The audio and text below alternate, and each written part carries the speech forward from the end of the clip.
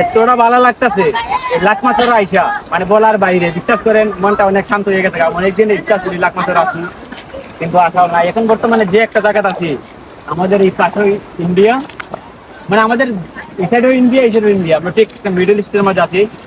তবে অনেকটা ভালো লাগতেছে। আর পিছনে তো মানুষের অভাবই নাই। একটু ঘুরাই দেওয়া ক্যামেরা মানুষটি। ওদেরকে দেখলে ছোটবেলার কথা মনে পড়ে যায়। অনেক অনেক ভালো লাগতেছে, মানে কতটুকু ভালো লাগতেছে বইলা বোঝানোর মতো না। সেই আর এই পানিটা এত ঠান্ডা, এত পরিমাণে ঠান্ডা পানি বলার বাইরে। ফ্রিজের পানি হার মানাই এই এই দোনার পানিটার কাছে। আমি পোশাক পাল্টা গিয়া এত ভালো লাগছে আমি বলার বাইরে। অসাধারণ। ইনশাল্লাহ আরেকদিন আসবো, আরেকদিন আসবো, ঠিক আছে ইনশাল্লাহ। তো ফাইনালি যতটুকু এনজয় করার এনজয় করে নিয়েছি। ছাত্রী আই যে শুরু ভাই গুলো রেডি হয়েছে, ঠিক আছে, আর তারাও আমার সাথে আছে। তো এখন চলে যাব তো বারিকেট এলাকায় তোমার শিমুল বাগান চলে যাব।